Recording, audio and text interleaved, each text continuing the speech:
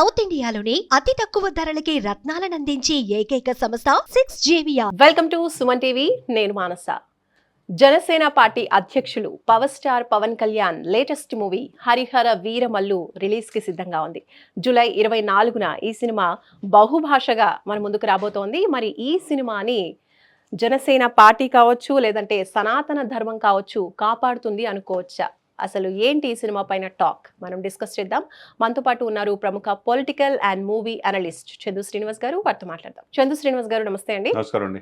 చందు శ్రీనివాస్ గారు, ఇప్పుడు పవన్ కళ్యాణ్ రాజకీయాల్లో ఉన్నప్పటికీ కూడా తన అభిమానుల కోసం సినిమాలు అడపాదడపా చేస్తున్నటువంటి పరిస్థితి. ఈ నేపథ్యంలోనే ఇప్పుడు మనకి ఓజీ రిలీజ్ కాబోతోంది, అండ్ అలాగే హరిహర వీరమల్లు సినిమా కూడా ఇప్పుడు రిలీజ్ కాబోతోంది. సో ఈ నేపథ్యంలో మనకి ఎలా ఉండబోతోంది, టాక్ ఏ విధంగా ఉంది, మీరేం చెప్తారు? తప్పకుండా మీరు చెప్పినట్టు హరిహర వీరమల్లుని ఈ సనాతన ధర్మం కాపాడుతుందంటే డెఫినెట్గా కాపాడే అవకాశం స్పష్టంగా ఉంది. అంటే సోషల్ మీడియాలో ఇదే టాపిక్ ఎక్కువగా డిస్కషన్ జరుగుతుంది. ఒకవైపు ఇది తెలంగాణలో ఒక యుద్ధవీరుడి కథ అని చెప్పేసి ప్రెస్ మీట్లు పెట్టి ఇది ఆడనేం అని చెప్పి వాళ్ళు బెదిరిస్తున్నారు. ఇంకోవైపు చాలా రోజుల తర్వాత 4 సంవత్సరాల తర్వాత సినిమా వచ్చింది, ఈ సినిమా ఆకట్టుకుంటుంది అంటున్నారు. ఏదైనా వీళ్ళందరికీ ఒకటే సమాధానం, ట్రైలర్ 3 minutesలో చూస్తే అద్భుతం అన్నట్టుంది, నెక్స్ట్ లెవెల్ అన్నట్టుంది. ఒక కల్పిత పాత్రలో ఒక సనాతన ధర్మం కోసం పోరాడే యోధుడి పాత్ర అని చెప్పి నిర్మాతలు చెప్తున్నారు. కాబట్టి ఇది ఎవరి పాత్ర కాదనేది అర్థమైపోయింది. ఏఎం రత్నం గారు వాళ్ళ కొడుకు జ్యోతికృష్ణ, మధ్యలో క్రిష్ వెళ్ళిపోయిన జ్యోతికృష్ణ చాలా చక్కగా ఈ సినిమాని విఎఫ్ఎక్స్ కావచ్చు నెక్స్ట్ లెవెల్లో తీసుకెళ్లారు. సరే, నిర్మాతలకి నష్టం కలిగించకూడదని తన పారితోషికాన్ని కూడా వెనక్కిచ్చేశాడు పవన్ కళ్యాణ్ గారు. అది మొదటి నుంచి ఆయనకున్నది ఇది. కాబట్టి అక్కడ నటించిన నటులు కావచ్చు, అందరూ కూడా చాలా మంచి నటులు ఉన్నారు. ఎంఎం కిరవాణి గారి సంగీతం అద్భుతంగా ఇచ్చారు. మీరన్నట్టు ఫస్ట్ బహుభాష movie, pan India movie Pawan Kalyan గారి చరిత్రలో. అందులో ఉభయ తెలుగు రాష్ట్రాలే కాకుండా దేశవ్యాప్తంగా పవన్ కళ్యాణ్ గారి సెంటర్ ఆఫ్ అట్రాక్షన్ ఇన్ పాలిటిక్స్లో ఇతను 100% స్ట్రైక్ రేట్ చూసి అందరూ కూడా అప్రిషియేట్ చేస్తున్నారు. ఇతనిలాగా మనం ఉండాలనుకుంటున్నారు. రెండో వైపు హిందూ సనాతన సంప్రదాయం. 100 కోట్ల మంది హిందువులకి 145 కోట్ల మంది పాపులేషన్, 80% పాపులేషన్ హిందూ దేశం. మరి ఇంతమందికి దేవాలయాల గుండెల మీద దాడులు జరుగుతున్నా, కుహన లౌకికవాదుల ముసుగులో మన దేవతల్ని విమర్శిస్తున్నా చూసి చూడనట్టుగా ఉండే సమాజంలో ఎక్కడో లడ్డులో అపవిత్ర జరిగిందంటే 11 రోజులు ప్రాయశ్చిత్త దీక్ష చేసి కాలినడక నిల్లాడు మేడం. అది అతనికి ఉన్న కమిట్మెంట్. ఏ రాజకీయ నాయకుడి కన్నా ఈ దేశంలో మనం ఉందా? పీఠాధిపతులు, మఠాధిపతులు, స్వామీజులు తెగ చెప్పేవాళ్ళు కదా మాట. పవన్ కళ్యాణ్ గారు ఎందుకు ఉండలేకపోతున్నారు? అతనిలో ఉన్న కమిట్మెంట్, అతనిలో ఉన్న డెడికేషన్, అతనిలో ఉన్న డిటర్మినేషన్. అతను తెలుసు సమకాలీన పరిస్థితులు ఏంటని. మీకు వక్ఫ్ బోర్డులు ఉంటాయి ముస్లిమ్స్కి, మీకు రక్షణకి. ముస్లిమ్స్కి మిషనరీలు ఉంటాయి క్రిస్టియానిటీకి. మరి హిందువులకి సనాతన ధర్మ రక్షణ బోర్డు ఉండాలన్నాడు. ఒక్కసారిగా మహారాష్ట్ర ఎలక్షన్లో తిరిగితే అక్కడ 100% స్ట్రైక్ రేట్ అక్కడ కూడా బీజేపీ కూటమి గెలిపించగలిగాడు.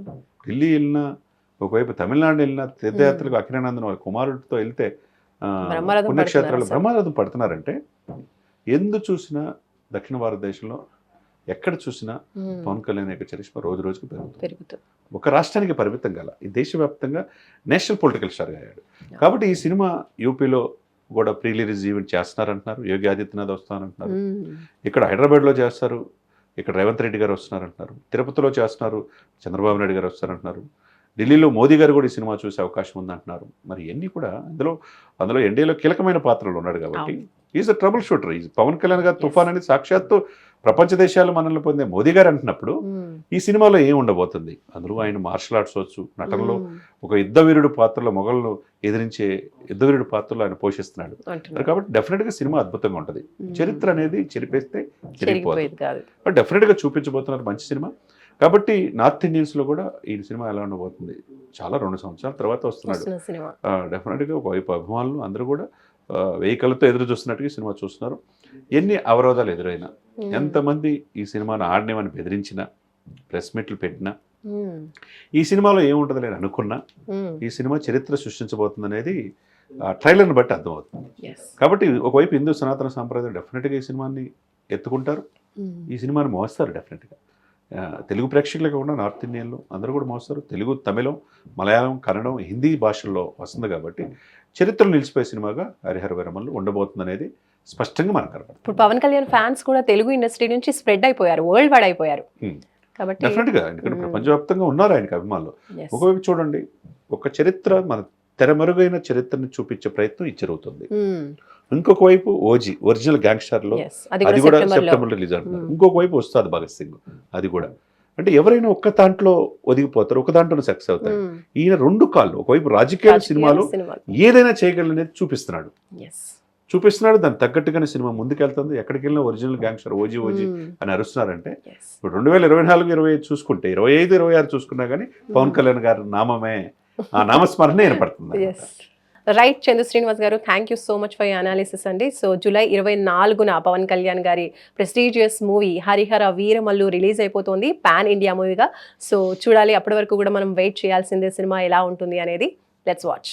చూస్తూనే ఉండండి సుమన్ టీవీ. నమస్తే. సుమన్ టీవీలో మీ పర్సనల్ అండ్ బిజినెస్ ప్రమోషన్స్ కోసం కింది నెంబర్కి కాంటాక్ట్ చేయండి.